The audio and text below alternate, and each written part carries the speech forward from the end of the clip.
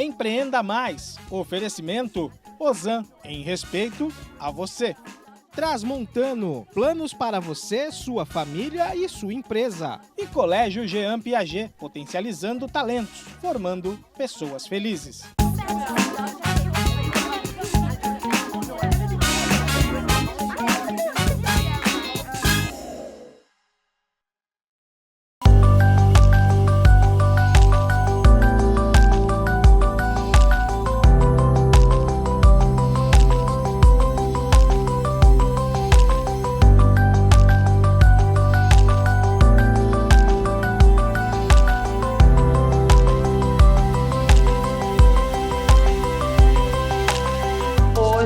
Eu vim até o Hospital IGESP conversar com uma pessoa que já, desde o ano passado, que eu estou de olho na doutora Tânia aqui no IGESP. Eu estou em São Paulo e ela é chefe responsável pelo setor de oncologia da rede IGESP.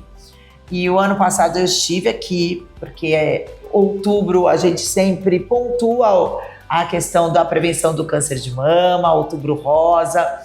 E a gente conversou com uma das médicas, mas antes ela deu uma aula. Daí, dessa vez eu falei, eu quero a doutora Tânia. Muito obrigada por conversar com a gente. Não, lógico, as médicas todas são maravilhosas, mas ela é a professora delas todas. Você está exagerando, imagina. É verdade, obrigada. Obrigada.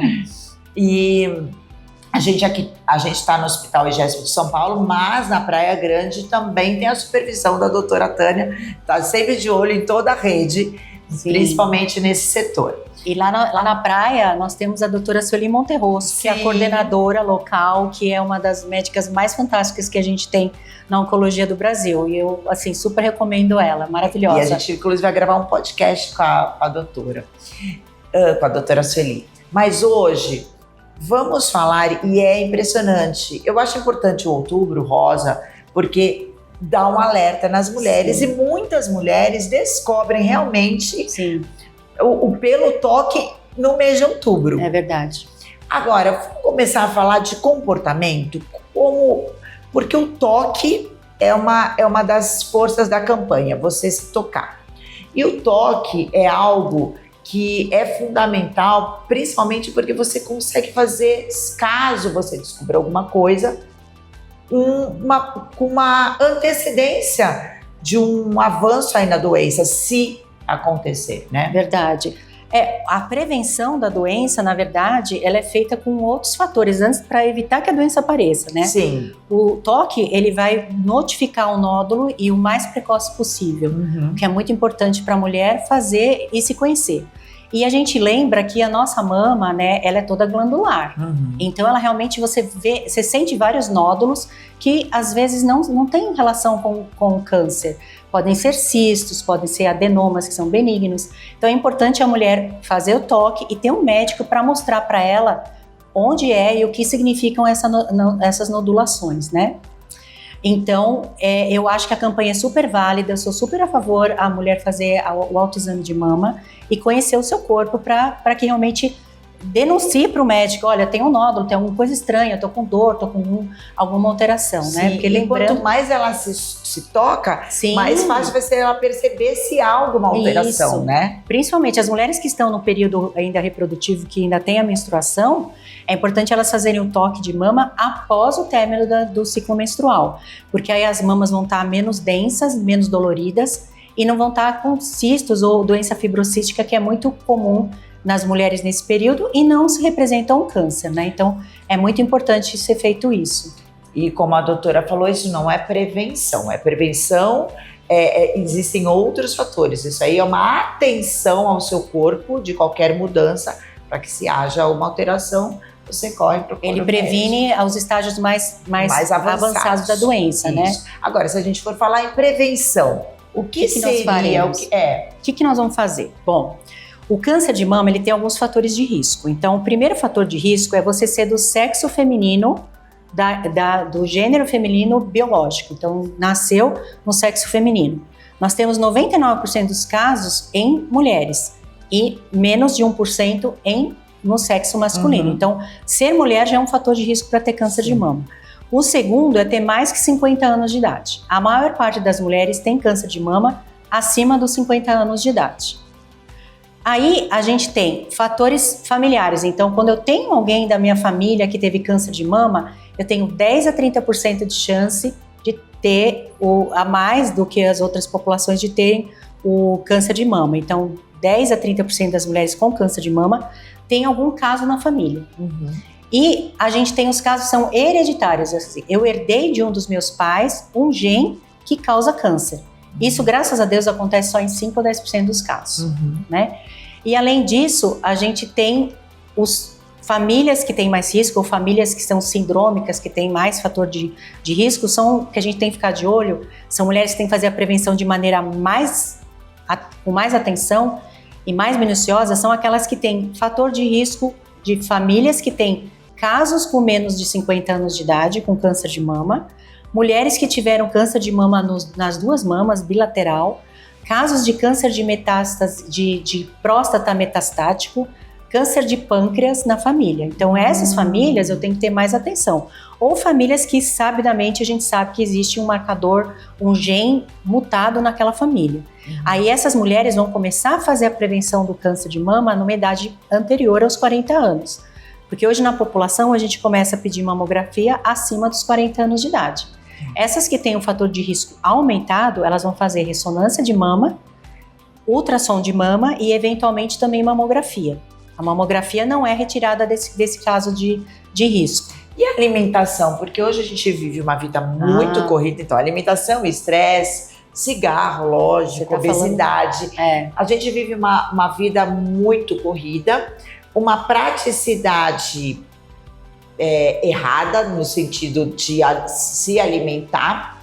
Isso pode agravar? Não, você está super certa. Quando a gente fala que 10 a 30% das mulheres têm um caso familiar, a gente lembra que de 70% a 90% não tem histórico na família.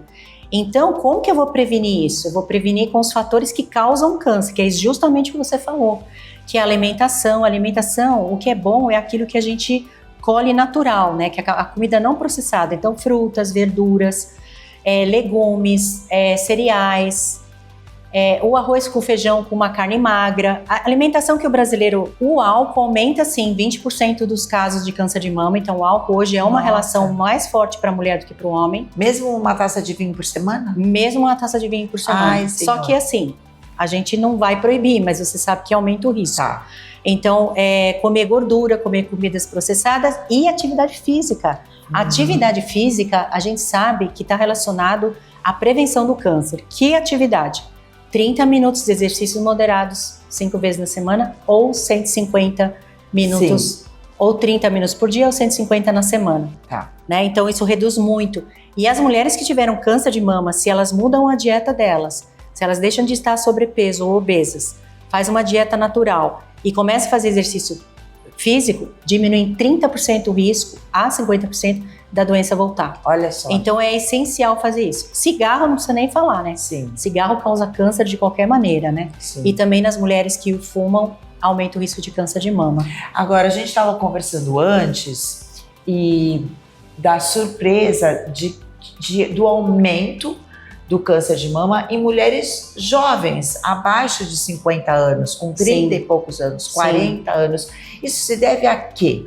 Então, nós temos hoje uma incidência de 10% de câncer de mama em mulheres entre 18 e 45 anos de idade, que a gente considera mulheres jovens para ter câncer de mama. Nossa, 18 18 a 30 e a 45 anos de idade. Então a gente considera essas mulheres jovens. E por que isso, doutora? Então, nessas mulheres que têm o câncer de mama mais jovens, o fator familiar hereditário é maior do que na população em geral. Então, para você ter uma ideia, o gene mutado mais conhecido para câncer de mama é o BRCA1, BRCA2. Tá. Se você sabe, que é o caso da Angelina Jolie, Sim. se você tem uma mutação reconhecida, essa mulher que tem uma mutação BRCA1, por exemplo, ela vai ter chance de ter câncer de mama durante todo o período da vida dela em 80% de chance. 80% é muito, quem né? Quem não sabe, só para a gente atualizar, que a doutora citou a Angelina Jolie, ela fez um exame que detecta que tipo de gene que você tem. Sim. E ela tinha realmente esse, qual é o Mutação BRCA. BRCA. E aí ela resolveu tirar, chocou um pouco o mundo naquela época, que ela resolveu tirar antes de... Ela não tinha nada, mas como estava detectado que poderia desencadear um câncer de mama, ela fez a retirada das 2 mamas. E posteriormente ela retirou também os 2 ovários, porque quem tem a mutação do BRCA1, por exemplo, durante toda a vida ela tem 80% de chance de ter um câncer de mama. E são muitas pessoas. 40% ter chance de câncer de ovário. De ovário. Olha, na população, essa porcentagem é de 0,2, 0,3 na população em geral. Mulheres que têm câncer de mama, elas têm de 2 a 3% essa mutação. Tá. E as mulheres jovens, voltando ao tema das mulheres jovens, elas têm em torno de 10 a 12% Nossa. a mutação. Então, as mulheres que têm o câncer de mama na idade jovem, elas têm mais predisposição genética de ter o câncer. Então, e se elas têm a predisposição genética e elas não trabalham esses fatores modificáveis, que são diminuir a obesidade, exercício físico, dieta natural, não fumar e não beber, elas vão ter ainda o risco mais aumentado porque elas já têm a predisposição genética. Sim. Quando eu tenho um risco muito alto de desenvolver, quer dizer, eu tenho 80% de chance de ter câncer de mama, eu faço a mastectomia profilática, que é o que você falou. Eu retiro as mamas para prevenir que eu tenha a doença. No caso da Angelina Jolie, ela também tirou os ovários, porque a mãe dela morreu de câncer de ovário. Tá. Já tinha mutação hereditária. Agora, doutora, a gente falou da prevenção, a gente falou da importância de a gente conhecer o nosso corpo. E aí, os tratamentos hoje, quais são os avanços da medicina? Eu sempre gosto de falar isso, porque para que não seja... É lógico que a gente deve ficar atento, cuidar da nossa saúde desde sempre, mas que não seja uma sentença de morte quando você recebe o diagnóstico. Eu gosto muito de falar exatamente o que você falou. Quando você recebe o diagnóstico de câncer, não é necessariamente uma sentença de morte. Sim. Hoje, no geral, o câncer de mama, ele cura em torno de 90%, no geral. Quando eu pego a doença bem pequenininha, a microcalcificação, que é quando eu faço a prevenção via mamografia, eu curo 99%. Se eu tenho a doença só localizada na mama, eu curo 90% dos casos. Aí quando ela já vai para a axila, já cura 86% dos casos. Aí se ela se torna metastática, que a taxa de cura é menor. Então, assim, eu acho que o bom da gente lembrar, e essas campanhas eu acho fantásticas, que outubro é um mês da gente realmente olhar para o câncer de mama.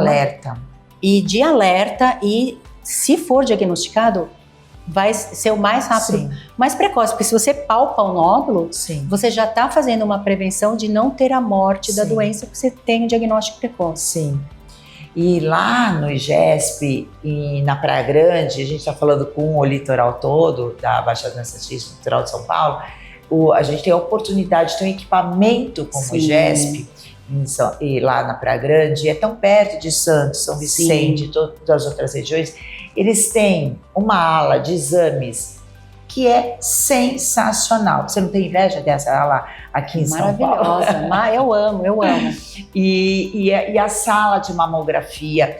E o importante que eu gosto sempre de falar, e sempre dar ênfase aqui quando eu gravo com a equipe da Rede GESP, porque é um lado humano tão sensacional. Vocês veem pela voz, pelo olhar da doutora Tânia, isso em todos os médicos que a gente conversa, e eles tiveram esse cuidado quando montaram o hospital lá na Baixada, e o carinho e o cuidado para as pessoas que vão fazer as suas séries de exames. É um cuidado muito grande, as salas são todas lindas, elas são preparadas para te atender, para te acolher, porque o acolhimento, mesmo que a gente esteja fazendo um exame de rotina, a gente sempre está nervosa. Nossa, quando você pede um exame para um paciente, não é? Você está estressando o paciente.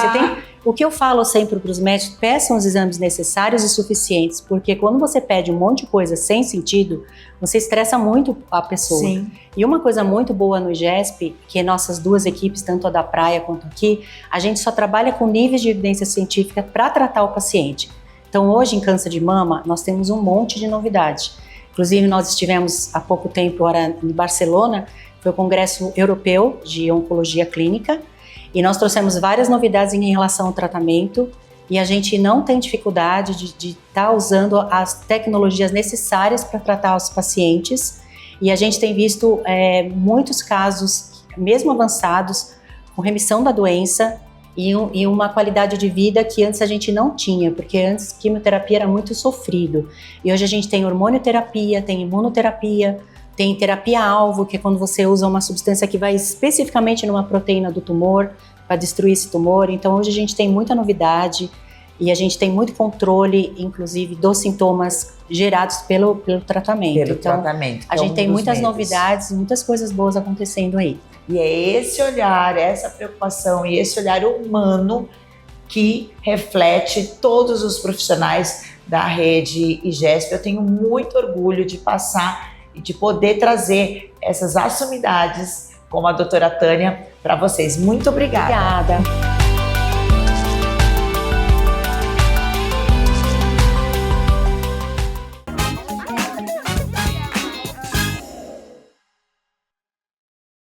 A Ozan nasceu do sonho de uma família e ao longo dos anos cresceu. E hoje são mais de 500 mil por toda a Baixada Santista. Ozan, há 50 anos, cuidando da sua família. Gente, eu tô aqui no novo Hospital IGESP, unidade litoral aqui em Praia Grande. São 34 mil metros quadrados de infraestrutura completa para atendimento adulto e infantil. O Hospital IGESP Litoral tem ambientes diferenciados para garantir mais conforto aos pacientes e acompanhantes, tornando o ambiente hospitalar mais aconchegante e eficiente. Vem conhecer a mesma qualidade do IGESP Paulista agora na Baixada Santista.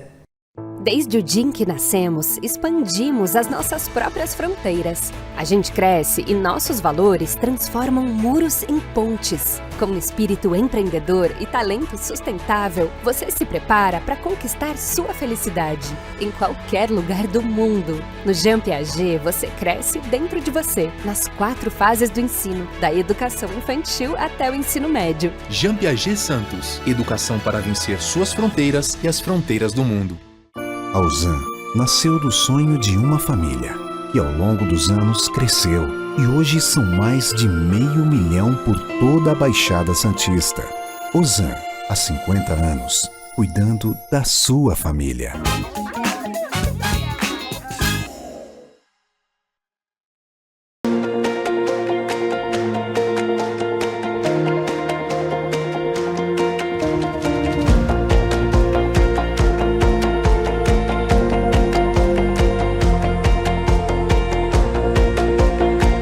Mais uma vez no Colégio Jean Piaget para dar uma aula de empreendedorismo para vocês. A gente fala muito que nós não aprendemos na escola a empreender, não aprendemos nem na faculdade, quanto mais na escola. Mas o Jean Piaget ele vai contra tudo isso e desde cedo ele implanta nos alunos essa consciência do empreendedorismo. E quando a gente fala em empreendedorismo, eu estou com o Alexandre Vieira, que é o mantenedor da escola. Quando a gente fala do empreendedorismo, não é só você montar o seu negócio, que as pessoas pensam isso, vou montar um comércio, vou montar uma empresa. Você precisa ser empreendedor na sua vida e você precisa ser empreendedor mesmo você ser um CEO de uma grande multinacional, você precisa empreender lá dentro com novos projetos, com a inovação, com gestão, com liderança, com pesquisa e tudo isso eles colocam aqui como base na escola. Hoje estamos na unidade JP Internacional, unidade internacional do Colégio Jean Piaget, onde eles apresentam a 21ª PIC, a Feira de Pesquisa de Iniciação Científica, com banners de exposição para pais, para alunos de outras séries e também para uma banca examinadora e professores, né? Exatamente. Terceiro ano a gente tem o primeiro projeto de empreendedorismo oficial, onde eles vão fazer uma produção de cookie, ou eles vão fazer a produção de um bolo, e aí cada aluno põe o seu dinheirinho lá, traz R$5, aí eles montam a empresa com o dinheiro que eles trazem, aí eles compram os primeiros produtos, entra no nutricionista, ajuda eles a elaborarem, e aí depois eles vão para vender isso no recreio, aí eles têm que definir preço, têm que definir nome, marca, qual vai ser o diferencial deles. depois eles vão fazer a contabilidade para ver se deu prejuízo, se deu lucro, e todo o trabalho de venda e comercialização, vai divulgação em cartaz, vai divulgação em mídia interna da escola, mídia digital. Isso acontece no terceiro, acontece no quinto, nas séries ímpares, no sétimo e no nono, para eles entenderem o conceito de empreendedorismo. Porque é o que você comentou, se eu me formar como advogado e abrir um escritório, eu vou ter que falar do meu diferencial como advogado, qual a área que eu atuo. O financeiro, né? Vai ter que organizar. Eu tenho que pensar no financeiro. Estou falando de áreas que são profissionais liberais, mas se você vai para dentro de uma empresa, a mesma coisa. As empresas trabalham muito, então as empresas hoje estimulam esse empreendedorismo interno. Sim. Tá? E o aluno vai desenvolver essa habilidade também. Sim. Então todo mundo no Jean Piaget tem essa possibilidade de vivenciar isso. Eles vão ter matemática financeira na escola, a gente tem uma área só de aprender a fazer aplicação financeira, escolher os melhores produtos no mercado financeiro, lidar com bolsa. Então eles vão aprender toda essa formação financeira, que é uma parte, né? Mas ele tem um projeto de empreendedorismo. E aqui no PIC, que é o projeto de iniciação científica hoje, nós temos várias áreas de conhecimento e tem as áreas que são da administração e empreendedorismo. Que o professor Fábio, né, Fábio Emerick, teve a oportunidade de conversar com você, vai ter a oportunidade de conversar com você, falando sobre os trabalhos desses alunos, que são vários trabalhos, né? Sim. Eu conversei, inclusive, com o professor Fábio e vocês vão ver agora. Parabéns mais uma vez, que eu esteja aqui e muitas outras. Obrigado, seja bem-vindo sempre. Muito obrigado.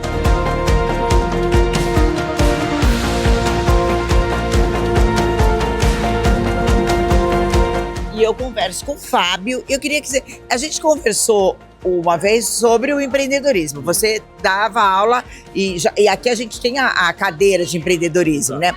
Hoje você está desenvolvendo outros trabalhos para eles, né? Exato.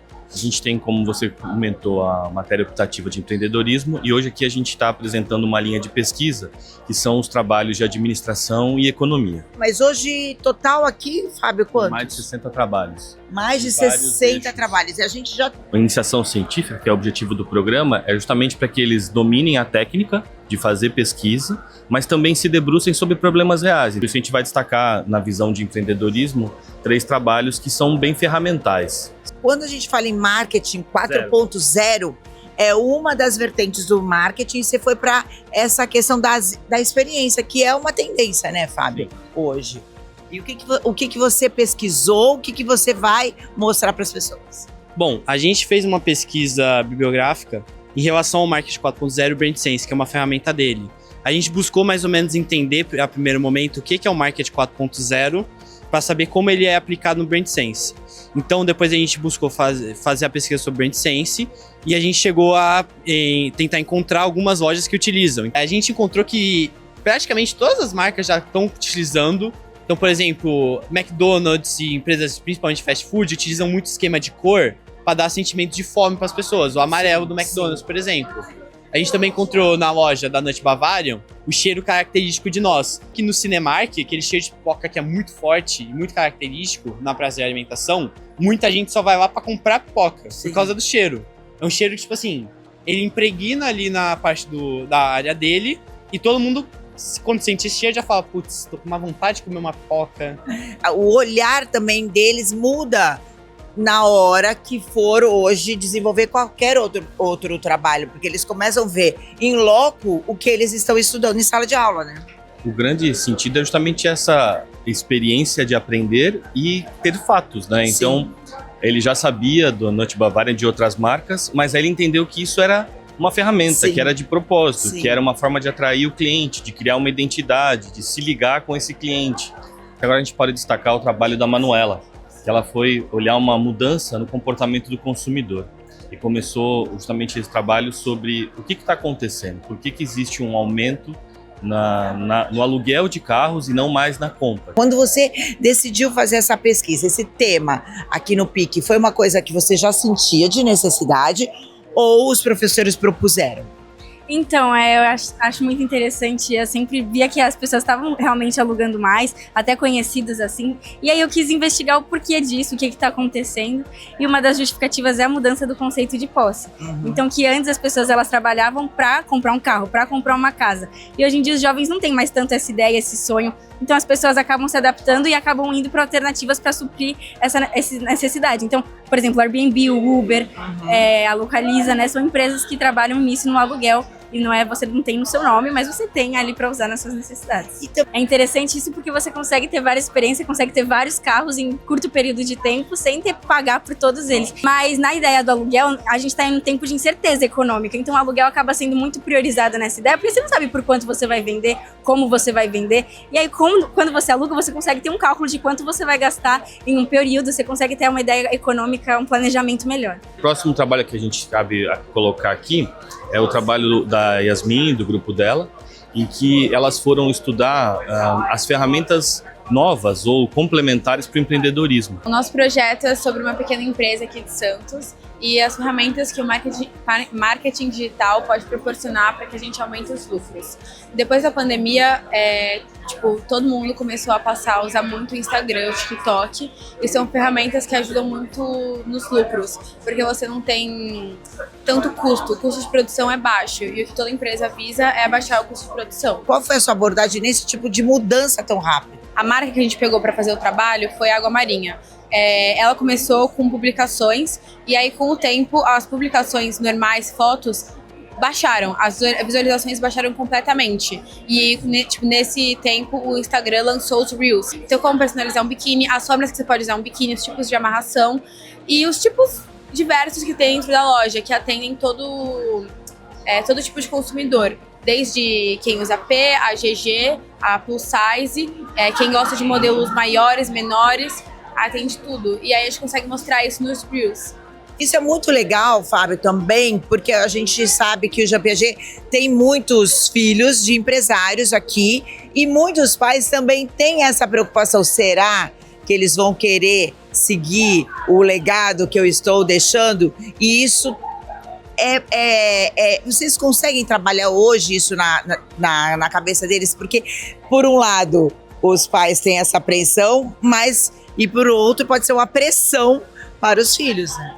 Olha, a verdade é que a pressão existe, mas também existe o objetivo da escola na formação. Sim. Então, nenhuma delas foi obrigada a construir o tema porque era da empresa, do pai, mas ao contrário. Eram perguntas que eles trouxeram e que foram se transformando em trabalho à medida que a gente caminhava com a matéria, né? com as discussões para desenvolver uma iniciação científica. Sim, eu digo isso porque eu tenho como eu convivo muito com empresários, eu vejo essa preocupação deles de quererem que os filhos toquem, mas também eles não querem pressionar porque querem deixar os filhos livres, e essa questão da pressão. Então isso é legal a gente mostrar essa liberdade que a escola dá das próprias escolhas, o discernimento que vocês têm com as suas escolhas, né? E que pode ser mudadas também ao longo da vida. Yasmin, e o seu? Essa procura para essa questão de comportamento, porque o teu tá ligado muito também a comportamento. Qual vai ser a sua escolha profissional? Você já tem em vista? Então, acho que aqui no Jean Piaget a gente pode testar as coisas que a gente quer. Então, tem vários eixos. E a administração e economia eu sempre me interessei e eu pretendo cursar. Então, eu entrei nesse eixo para ver mesmo se era o que eu gosto. Eu realmente gostei. Que delícia, né, Fábio? Se a gente pudesse... O Fábio é mais novo que eu. Mas se a gente pudesse ter essa base quando a gente estudar, na nossa época de estudo, para que realmente a nossa escolha seja mais consolidada, né, na nossa cabeça, né? Eles são expostos aqui a muitas alternativas, né? Quanto de preparação e de formação. Então, as matérias, o próprio PIC, as matérias de empreendedorismo. Então, existe um universo dentro do Jean Piaget para que cada um busque o seu caminho nesse universo. Essa é talvez a grande resposta. Sim, e a gente teve aqui um exemplo, uma síntese do que uma empresa precisa, os pilares de uma empresa, a experiência com o Pedro, a inovação e atualização de mercado com a Yasmin e o comportamento com a Manuela, que realmente isso é uma das bases para que uma empresa seja longeva e seja aí feliz nas suas escolhas. Parabéns, Fábio, mais uma vez, trabalho lindo que o Colégio Piaget realiza. Vocês vão ver um pouquinho mais do PIC, do que foi, e que seja aí de exemplo para vocês, realmente como a gente precisa entender a base do nosso negócio.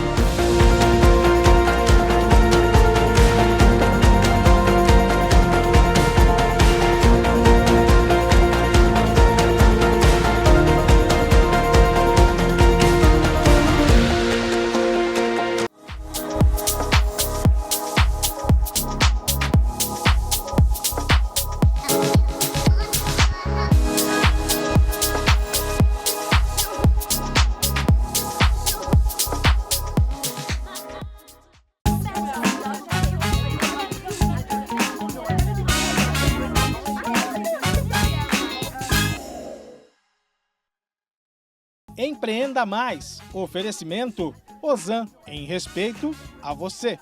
Transmontano, planos para você, sua família e sua empresa. E Colégio Jean Piaget, potencializando talentos, formando pessoas felizes.